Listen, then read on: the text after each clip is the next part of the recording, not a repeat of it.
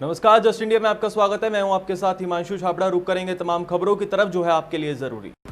खबरों के प्रायोजक हैं आरोग्य मास्क लगाएं, कोरोना से सुरक्षित रहें।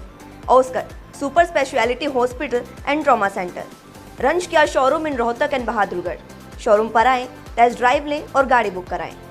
चीन के रक्षा मंत्री वे फेंग ने भारतीय समक्ष राजनाथ सिंह से शुक्रवार को मिलने की इच्छा जताई है। फेंग और राजनाथ सिंह फिलहाल मॉस्को में चल रहे शंघाई सहयोग संगठन यानी कि एससीओ की बैठक में मौजूद है। इससे पहले गुरुवार को राजनाथ सिंह की मुलाकात रूसी रक्षा मंत्री जनरल सेर्गेई शोइगु के साथ हुई थी। आपको बता दें, राजनाथ सिंह ने ट्वीट कर बताया कि रूसी समक्ष के साथ उनकी मुलाकात शानदार रही। चीनी रक्षा ने राजनाथ सिंह से मिलने की इच्छा तब जताई जब भारत और चीन की फौज पूर्वी लद्दाख में वास्तविक नियंत्रण रेखा यानी कि एलएसी पर एक दूसरे के समक्ष डटी हुई है। दोनों देश बातचीत के माध्यम से तनाव का हल निकालना चाहते हैं और इसके लिए कई दौर की वार्ता भी हो चुकी है। उधर मॉस्को में एससीओ की बैठक में राजनाथ सिंह मौजूद है तो दूसरी ओर 10 सितंबर को विदेश मंत्री एस जयशंकर भी मॉस्को पहुंचने वाले हैं। जयशंकर एससीओ में विदेश मंत्रियों की बैठक में हिस्सा लेंगे। बता दें, चीनी रक्षा मंत्री वे फेंग चीन के सेंट्रल मिलिट्री कमीशन के 4 सदस्यों में से एक है, जिनका पद काफी अहम होता है। इस कमीशन की अध्यक्षता राष्ट्रपति शी जिनपिंग करते हैं, जबकि इसके बाकी सदस्यों में शू किलियांग और झांग युकीजिया के नाम शामिल है। एससीओ में रक्षा मंत्रियों की बैठक का मकसद आतंकवाद जैसे मुद्दे से निपटने के लिए आपसी सहयोग बढ़ाना है। एससीओ में भारत, चीन, रूस, किर्गिस्तान, पाकिस्तान, तजाकिस्तान और उज्बेकिस्तान जैसे सदस्य शामिल है। सुशांत सिंह राजपूत मौत के मामले में सीबीआई काफी दिन से जांच कर रही है। अब आपको बता दें, एनसीबी भी इस मामले में काफी अलर्ट हो चुकी है। एनसीबी की टीम ड्रग्स एंगल की जांच को लेकर रिया के घर सर्च ऑपरेशन चला रही है। इसी बीच आपको बता दें, सुशांत सिंह राजपूत की मौत के मामले में रिया चक्रवर्ती के घर एनसीबी की टीम ने छापेमारी की है। और इसी के साथ ही आपको बता दें, एनसीबी की टीम ने पिछले कई दिनों काफी खुलासे भी किए। और वही टीम जो है अब सैमुअल मिरांडा के घर भी पहुंची थी, जहां पर सर्च ऑपरेशन चल रहा था। एनसीबी की टीम ड्रग्स एंगल की जांच को लेकर रिया के घर पर पहुंची थी। एनसीबी के डिप्टी डायरेक्टर ऑपरेशन की टीम के साथ मौजूद है। रिया के घर पूछताछ भी जारी है और वही आपको बता दें, जांच ऑपरेशन भी जारी है। दूसरी तरफ सीबीआई डीआरडीओ गेस्ट हाउस में रिया के पिता से पूछताछ कर रही है। एनसीबी की टीम ने ड्रग्स पेडलर को गिरफ्तार किया है। गिरफ्तार ड्रग्स पेडलर जैद ने शोविक और सैमुअल मिरांडा का नाम लिया। आपको बता दें, शोविक चक्रवर्ती रिया चक्रवर्ती का भाई है और सीबीआई की पूछताछ अभी भी जारी है। हरियाणा के उप मुख्यमंत्री दुष्यंत चौटाला ने कहा कि अनलॉक 4 के बाद राज्य सरकार ने प्रदेश में आर्थिक गतिविधियों को बढ़ाने के लिए एक रोड मैप तैयार किया है। हालांकि कोविड-19 के दौरान भी औद्योगिक और आर्थिक सुधारों पर काम किया गया, जिसके परिणाम स्वरूप 5 दर्जन से ज्यादा बड़ी कंपनियों ने हरियाणा में निवेश के लिए अपनी रुचि दिखाई। और इसी के साथ ही आपको बता दें, दुष्यंत चौटाला ने कहा कि विभिन्न कंपनियों ने चीन से अपना आधार बेस बदलना शुरू कर दिया है और वह हरियाणा को निवेश के लिए एक आदर्श गंतव्य के रूप में देख रही है। उन्होंने कहा कि राज्य सरकार ने प्रदेश में न केवल उद्योग के लिए अनुकूल माहौल बनाया, बल्कि राज्य में नई इकाइयों भी स्थापना के लिए काफी काम किया है। और वही आपको बता दें, उनका ये कहना है कि हरियाणा में निवेशकों को आकर्षित करने की दृष्टि से राज्य सरकार ने भूमि और श्रम सुधारों पर काम किया है। इसके तहत राज्य में नई इकाइयां स्थापित करने के अंतर्गत पहले 1000 दिनों के लिए कारखाना अधिनियम और औद्योगिक विवाद अधिनियम के प्रावधानों में राहत प्रदान की जाएगी। इसके अलावा हरियाणा के इतिहास में पहली बार राज्य सरकार ने भी प्रदेश में निवेश के लिए इच्छुक उद्यमियों को लीज होल्ड पर जमीन देने की अनुमति देने का फैसला भी किया है। उप मुख्यमंत्री ने कहा कि राज्य सरकार ने विदेशी निवेशकों के साथ उचित समन्वय बनाए रखने के लिए विभिन्न देशों के साथ समन्वय स्थापित करने हेतु नोडल अधिकारियों के रूप में कई आईएएस अधिकारी को नियुक्त करने के अलावा विदेश सहयोग विभाग अलग से बनाए हैं। कोविड-19 की महामारी के चलते पहले से लागू अनलॉक 4 के दिशा निर्देशों के साथ ही हरियाणा सरकार ने आज राज्य में फिल्म शूटिंग के लिए मानक संचालन प्रक्रिया यानी कि एसओपी और दिशा निर्देश जारी किए हैं। गृह विभाग के एक प्रवक्ता ने इस संबंध में जानकारी देते हुए बताया कि कोविड-19 के चलते फिल्मों की शूटिंग हेतु अनुमति प्राप्त करने के लिए सभी आवेदन ऑनलाइन पोर्टल पर प्राप्त होंगे और प्रारंभिक स्वीकृति सूचना जनसंपर्क एवं भाषा विभाग के महानिदेशक DGIPR द्वारा दी जाएगी। बाद में आवेदन को संबंधित जिला के उपायुक्त को भेजा जाएगा, जिसमें शूटिंग के लिए प्रस्तावित स्थानों का उल्लेख किया गया है। उन्होंने बताया कि दिशा निर्देशों के अनुसार सभी आवेदनों में स्थान की जानकारी, दिनों की संख्या और समय की पूरी जानकारी शामिल होगी।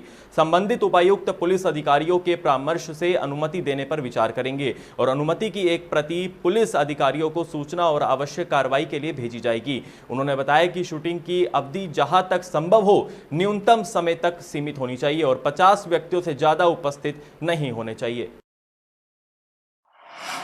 हरियाणा के कृषि एवं किसान कल्याण मंत्री जयप्रकाश दलाल ने कहा कि कृषि में आत्मनिर्भरता का लक्ष्य इस बात को ध्यान में रखकर निर्धारित किया गया है कि किसान एक उत्पादक के साथ साथ उद्यमी भी बने। इस दिशा में सरकार द्वारा व्यापक स्तर पर योजनाएं भी बनाई जा रही है। जेपी दलाल ने कहा कि जब किसान और खेती उद्योग के रूप में आगे बढ़ेगी तो बड़े स्तर पर गांव और गांव के पास ही रोजगार व स्वरोजगार के अवसर उपलब्ध होंगे। उन्होंने कहा कि किसानों से जुड़ी जितनी भी समस्याएं और सुधार है वही छोटे किसानों को केंद्र बिंदु मानकर कृषि के सशक्तिकरण के साथ जोड़ा जा रहा है। उन्होंने कहा कि किसानों की आड़तियों पर निर्भरता कम करने के लिए नई नई योजनाएं लाई जा रही है। इस बार गेहूं व सरसों की रबी फसलों की खरीद प्रक्रिया में नई व्यवस्था की गई है और पहली बार किसानों के खाते में फसल बिक्री का भुगतान किया गया है। हरियाणा के मुख्य सचिव केशनी आनंद अरोड़ा ने अधिकारियों को कहा कि आने वाले धान की कटाई के मौसम के मद्देनजर पराली जलाने के जीरो बर्निंग के लक्ष्य को प्राप्त करने की दिशा में कार्य करना है।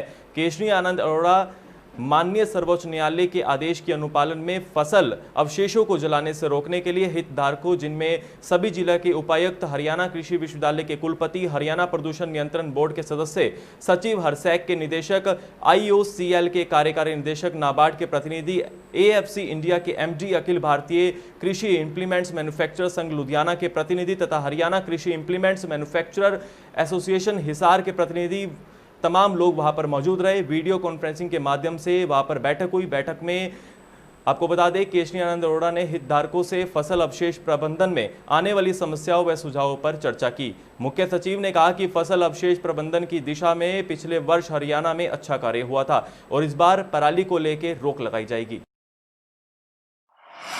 राज्य में लॉकडाउन खुलने के बाद मिली छूट से राज्य में कोरोना संक्रमण ने स्वास्थ्य विभाग के अनुमान को गड़बड़ा दिया है। जो अनुमान विभाग लगा रहा है उससे कई ज्यादा पॉजिटिव मरीज राज्य में सामने आ रहे हैं। विभाग ने 15 सितंबर तक 72,904 पॉजिटिव मरीजों का भुगतान लगाया था। इसी के साथ ही आपको बता दें 12 दिन पहले ही यह आंकड़ा 71,000 के करीब पहुंच गया। प्रदेश में 70,978 मरीज हो गए। विभाग ने 31 अगस्त तक 59,209 मरीजों का अनुमान लगाया था, जबकि इस तारीख तक 65,000 से ज्यादा मरीज आ गए थे। राहत की बात यह है कि विभाग की तैयारियों से राज्य में कोई अव्यवस्था नहीं है। विभाग का मानना है कि सितंबर मध्य तक 1823 ऑक्सीजन व ICU बेड और वेंटिलेटर की जरूरत होगी, जबकि 9,289 बेड व वेंटिलेटर की व्यवस्था अस्पतालों व मेडिकल कॉलेज में पहले से ही की हुई है। सांसद दीपेंद्र सिंह हुड्डा बड़ौदा हलके के आवली और सिरसाड़ गांव में चुनाव प्रचार करने पहुंचे। गांव में उन्होंने कई कार्यक्रमों में शिरकत की, जहां पर उनका जोरदार स्वागत किया गया। इस दौरान उन्होंने CMI यानी कि centre for monitoring Indian economy की ताज़ा रिपोर्ट का हवाला देते हुए प्रदेश की BJP और JJP सरकार पर जमकर हमला बोला। राज्यसभा सांसद ने बताया कि आज प्रदेश 33.5% बेरोजगारी झेल रहा है, यानी कि हर 3 में से 1 व्यक्ति बेरोजगार है। देश का कोई दूसरा राज्य बेरोजगारी दर में हरियाणा के आसपास भी नहीं है। इस महीने भी बेरोजगारी में हरियाणा पूरे देश में नंबर 1 है। इतना ही नहीं, सरकारी आंकड़े खुद बता रहे हैं कि देश की अर्थव्यवस्था गर्त में पहुंच चुकी है। इस तिमाही में GDP ग्रोथ रेट -24 पर है। इसका मतलब यह है कि उद्योग धंधे, काम धंधे, कारोबार और रोजगार खत्म हो चुके हैं। और वही आपको बता दें, उन्होंने इस दौरान BJP और JJP सरकार पर जमकर हमला बोला और वही वहां पर काफी लोग भी मौजूद रहे। वही हरियाणा के रोहतक में सभी अपदस्थ PTI अध्यापक अनशन पर बैठे। आपको बता दें, पिछले 81 दिनों से उनका अनशन जारी है और इसी दौरान अनशन की शुरुआत प्रधान रमेश और संदीप किशनपुरिया के नेतृत्व में रघु सचिवालय के समीप हुई और वही आपको बता दें, उनके साथ काफ़ी लोग भी वहां पर मौजूद रहे। कार्यक्रम की अध्यक्षता परन अहलावत और अनीता के नेतृत्व में हुई। हर रोज की भांति इस धरने की शुरुआत भी राष्ट्रगान से हुई और हर रोज की तरह धरने पर सरकार के खिलाफ नारेबाजी की गई और सरकार के प्रति नाराजगी जताते हुए धरने पर जोरदार प्रदर्शन किया गया। और वही आपको बता दें, दादरी में विधायक सोमवीर सांगवान से देर शाम PTI शिक्षक उनके आवास पर मिले, लेकिन उनके द्वारा PTI को कोई ठोस जवाब नहीं मिला। केवल मनगढ़ंत बातें करते हुए PTI शिक्षकों को टाल दिया गया। सुप्रीम कोर्ट का हवाला देते हुए कहा गया कि यह मामला सर्वोच्च न्यायालय का है। PTI ने जवाब मांगा कि आपने भारी पंचायत में हाँ भरी थी कि अगर PTI का कोई काम नहीं हुआ तो मैं सरकार से समर्थन वापस ले लूंगा। इस पर उन्होंने जवाब दिया कि अगर मेरे समर्थन वापस लेने से आपका काम होता है तो मैं समर्थन वापस ले लूंगा। इस मामले में अगर कोई बात होगी तो करूंगा, यह उन्होंने आश्वासन दिया। खबरों के प्रायोजक थे Pramod trading company, tiles, sanitary ware, Ghanipura, Jhajjar road, Rohtak. Asian colour coated Ispat limited. Be Fast Fit, India's fastest growing fitness chain, now at Rohtak D Park. Corona महामारी से लड़ने के लिए आरोग्य मास्क लाया है आपके लिए सबसे आधुनिक मास्क। इसके साथ ही आपको मिलेगी आधुनिक पीपीई किट, वो भी बहुत ही सस्ते रेट पर। contact@arogyamask.com पर जाएं और हमसे संपर्क करें या फिर www.arogyamask.com से जुड़ें। इसके साथ ही आप हमें कॉल कर सकते हैं। हमारा पता है Anand international, plot number 181, sector 25, Panipat, Haryana.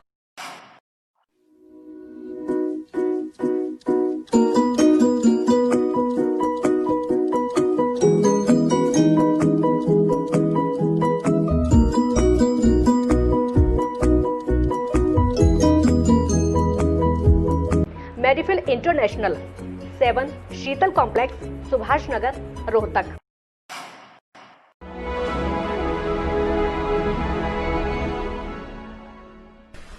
चाचा, आपने नया घर बनवाया है तो घर की छत पर कौन सी शीट लगवाई है? बेटा, मैंने अपने घर की छत पर एशियन शीट लगवाई है क्योंकि वो कभी न मिटने वाले ओरिजिनल निशान की चादरें हैं। साथ में ISI का चिन्ह, 5 साल की वारंटी के साथ साथ पैसों का सही मूल्य देने वाली वही इकलौती शीट्स हैं। क्योंकि नाम नहीं, पहचान जरूरी है। बुलेटिन में बस इतना ही। देखते रहिए जस्ट इंडिया न्यूज। नमस्कार।